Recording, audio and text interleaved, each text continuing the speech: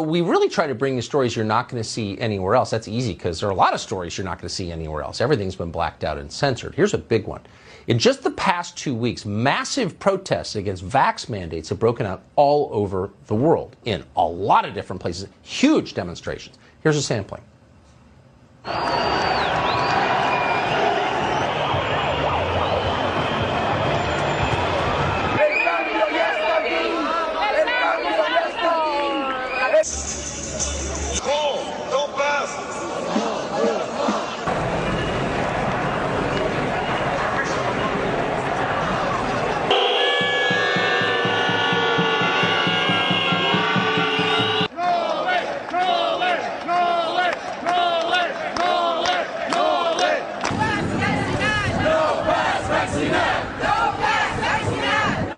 As big as any BLM protest, but no coverage whatsoever. Why is that?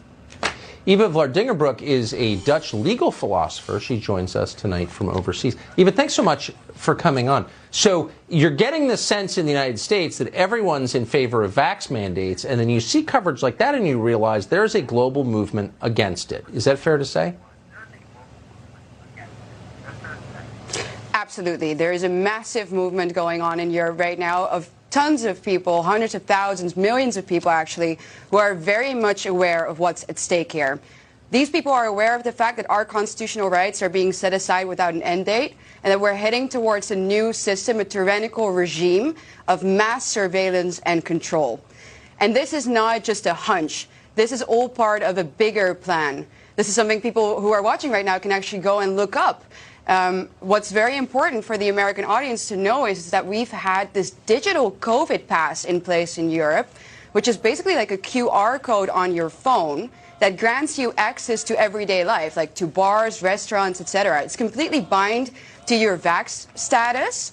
And this is all part of a European project issued by the European Commission that is basically surrounded around this idea of a European digital identity. So this will not stay just linked to your vaccination status. This will encompass taxes. This will encompass your medical records apart from your vaccination status, your bank information. So basically, we already have a system in place right now that is very close, or at least reminds us of the beginning phases of a social credit system. We are literally turning into China.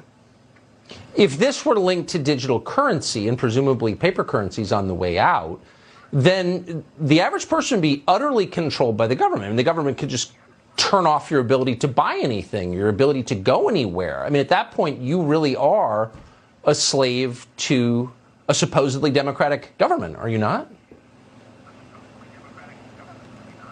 That's exactly right. That's exactly what they're planning to do. And this agenda is supposed to be laid out by 2030. So that's what we're heading towards. So you see all these people going out in the streets. It's because they know that this is what's going on. And I think that it's all going to be dependent on whether they'll be able to roll this agenda out, whether Austria is going to enforce compulsory mandatory vaccinations on a nationwide level. So the parliament in Austria, another country in Europe, is debating about this, or voting on this, I should say, on Thursday, which will mean that in Austria from February onwards, vaccination for COVID will be mandatory for every citizen over the age of 18.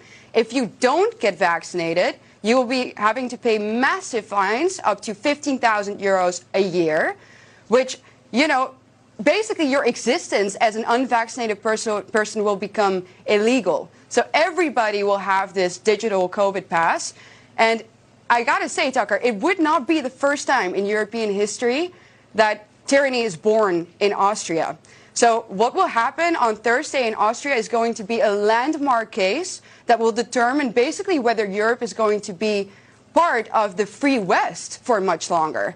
And, well, it looks like this law will pass. So it looks like we're basically headed towards an end station that literally is tyranny. And it's absolutely crucial that we fight this now, that we put pressure on our governments, and that we walk together for this fight of our freedom, of our future. Because I have to say, you in America, you might be next.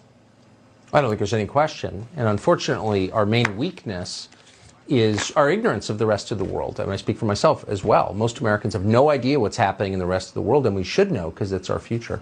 And I appreciate you bringing that to us tonight. Eva Vardingerbroek, thank you so much. Thank you.